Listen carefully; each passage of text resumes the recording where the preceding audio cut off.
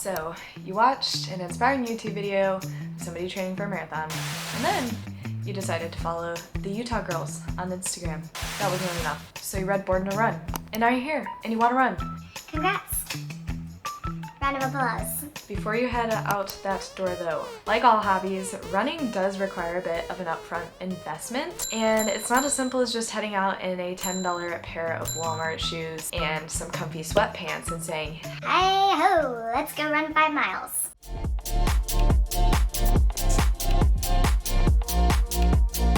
Today I will be giving you a complete list of all of my must-have running gear. Whether you're just researching running, or you're looking to train for your first marathon, or you're looking to shop for your bestie who is running obsessed. My goal with this video is to share with you all of my must-have gear and gadgets to make their or your running journey as pain-free, simple, and straightforward as possible.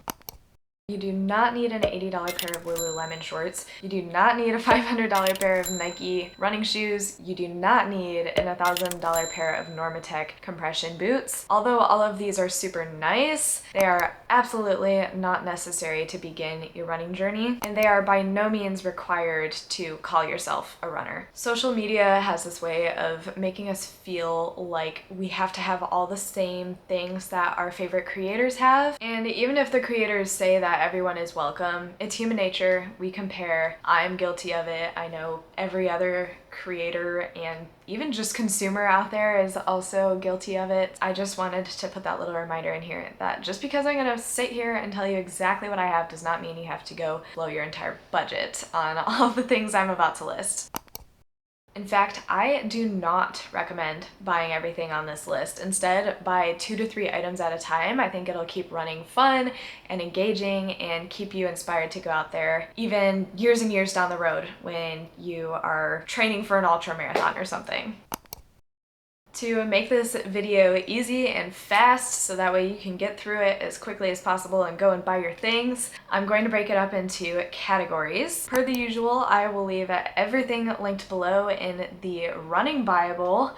That way you can go and click around and shop as soon as you're done with this video. And the categories we have today are 1, the fit, 2, the gear, 3, the fuel, and 4, the gadgets. Who's ready to go shopping? Moving on to our first category, the fit. This one's pretty self-explanatory. This is all the things you're gonna be wearing on your body, so that way you don't get arrested for running naked. Item number 1 on this list is for all my girlies, and that is a sports bra. We're gonna be ranking this at a 5. Finding a good sports bra can be pretty challenging. There's a lot on this topic, so if you'd like me to do like a whole, I try a bunch of different sports bras and different brands of activewear and stuff, please let me know. I'd love to be your guinea pig, but for now, I'll leave some of my favorites linked below in the running Bible. Item number 2 is running shorts. I am definitely ranking this one at a 5 because whether you're a lady or you're a dude, nobody is about to go running without having some pair of bottoms on. Biker shorts, those are great because they're longer, so you're less likely to chafe. Compression shorts, these are great because they help with muscle fatigue. Running shorts, those are very lightweight, they're very breathable.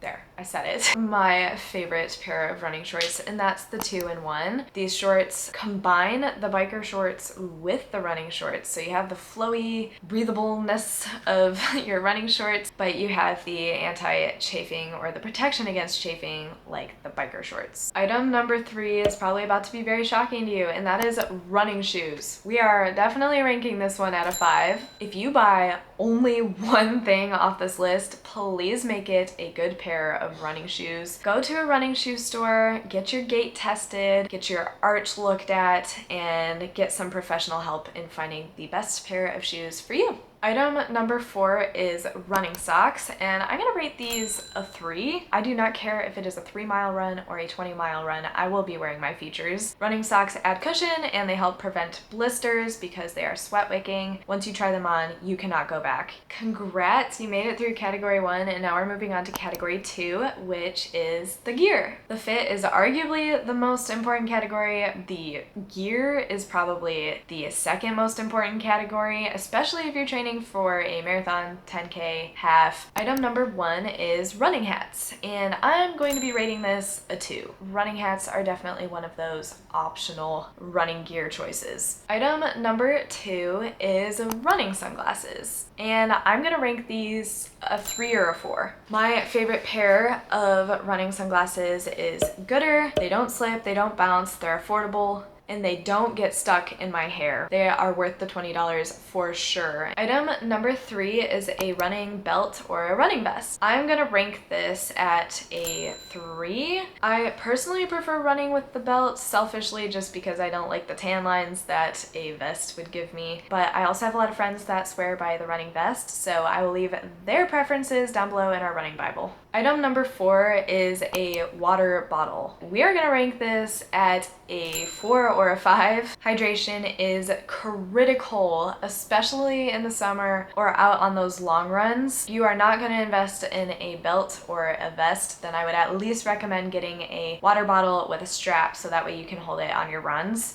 Trust me, this will save your butt. Item number 5 is running gloves. We're gonna rank this at between a 3 and a 5.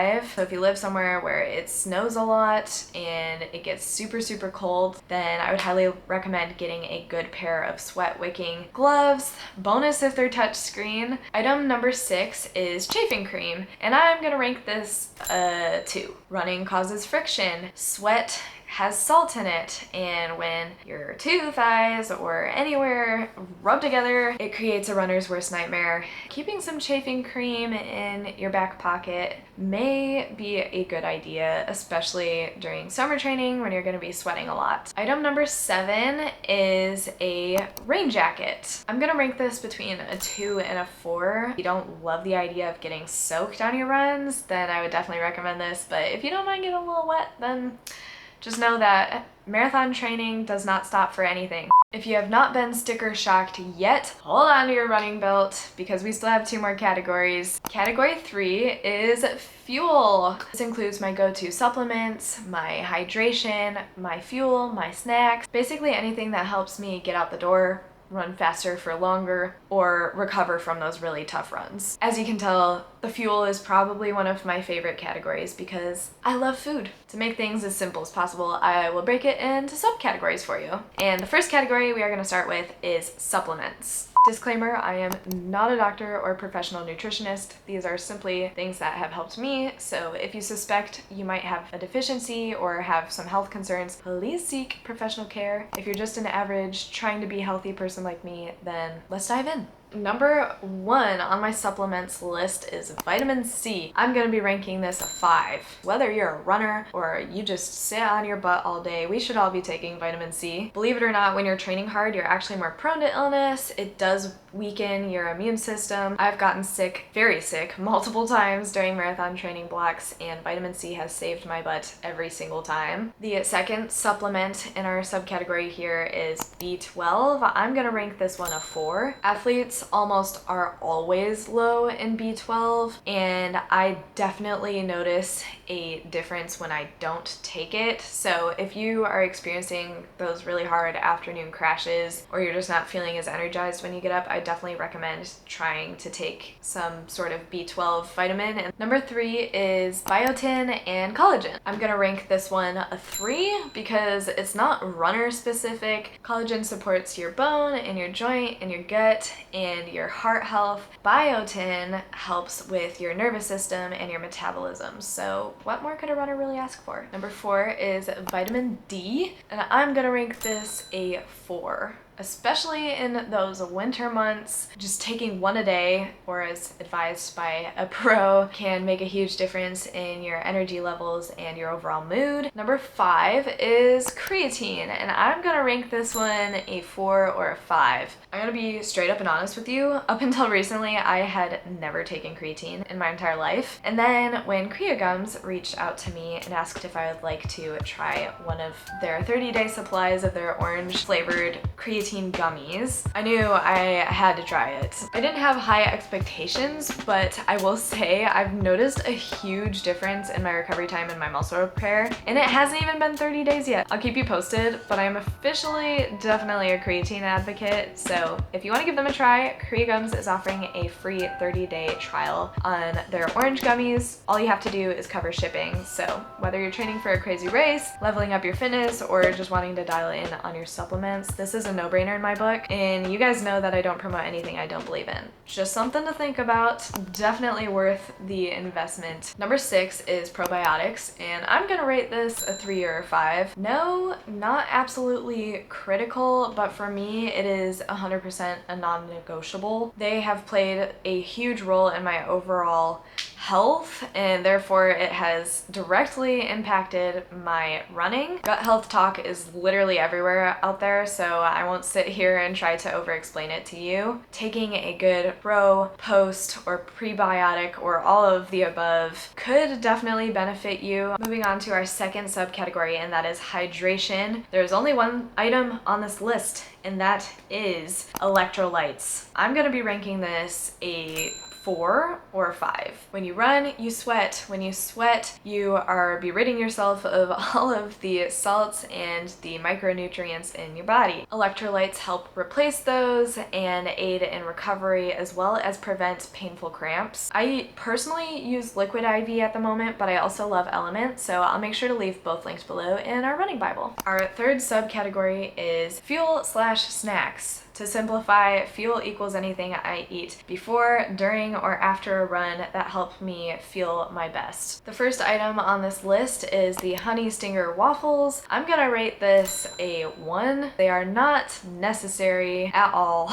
but they taste incredible. They're very easy to digest. They're a good quick carb. My personal favorite flavor is the salted caramel. I actually ate one on my 13-miler today. It just made me so happy. The second item is the Honey Stinger Chews, and I'm gonna rank this one like a 2 to 4. Yes, I am a Honey Stinger super fan. As somebody that has a lot of digestive issues, they're truly the only running nutrition brand that doesn't upset my stomach, so that is why you're gonna hear me mention a lot of their products on this list. I'm gonna be honest, I'm not a huge gel fan. Sometimes I'm just not in the mood to try to swallow one of those things. Chews are a great way to change it up and keep me motivated to keep going. My favorite flavors are the cherry and the limeades. Item number 3 on this list is gels, and I'm gonna rank this a 3 to a 5. If you're running any time over 75 minutes in one go, then you should definitely be bringing fuel on your runs. You don't want your glucose to crash. The only brand that I use is Surprise Honey Stinger. Unfortunately, they're the only ones that I've found as of recently that don't have some sort of corn syrup or cornstarch in them, and I can't have corn. Try out the different gel brands, see what works best with your body and your stomach. Every single person is different, but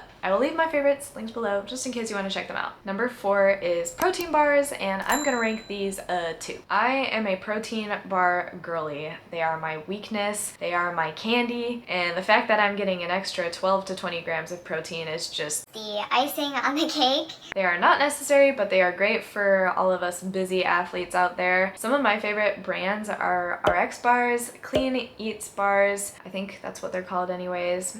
I don't know. I'll leave them linked below for you guys. And then the last one is barbells. Definitely not the best ingredients, but they are some of my favorites and they're a rare treat. Number 5 is protein powder, and I'm gonna rank this one a 3. If you do train over 2+ hours a day, then it definitely aids in balancing out your energy levels and supporting your muscle reparation. My favorite is the Orgain Vanilla Plant-Based Protein Powder. I will leave that one linked below. It is the only one I use. Again, kind of picky with the ingredients thing, and I can't have dairy, so I get it from Costco and it gets the job done. Number 6 is gummy bears or gummy worms. I'm gonna rank this one a 1. If gels are not your thing and you just cannot get past the consistency, gummies are a great alternative. One serving of gummies is about the same amount of carbs and sugar as a gel. Number 7 is dried mango, and I'm gonna rate this one a 1 as well. This is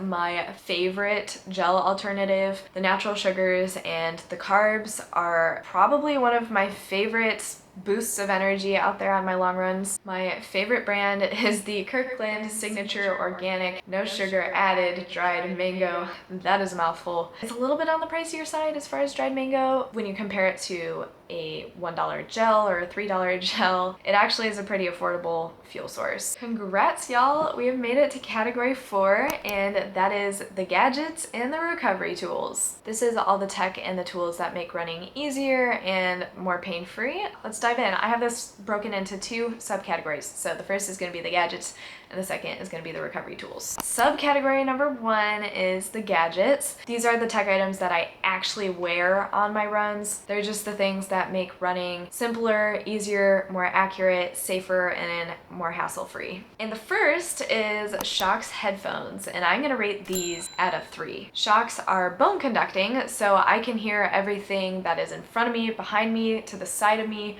up above me. If you're a must-have noise kind of runner, then I would definitely recommend looking into getting a pair of these, especially for all my girlies out there. We gotta stay safe on those runs, and it is pretty dire that you're able to hear everything around you. The second thing, I'll give you a hint, I'm actually wearing it right now. Can you take a guess? Oh yes, that would be my Garmin watch, and I'm gonna rank this probably a 4. You can use your phone to track your runs, but doing it with a watch is 1,000 times easier. I started with an Apple Watch SE. I am an Apple girly. I got the MacBooks, I have the Apple TVs, all the Apple things, but I just did not like my Apple Watch. When it decided to crap out on me in less than a year, I was like, You know what? No, I'm done. I'm gonna go over to Garmin. So I currently have the Garmin Forerunner 265. I love this thing. It tracks my sleep, it tracks my heart rate, it tracks my steps, it tracks my runs, it tracks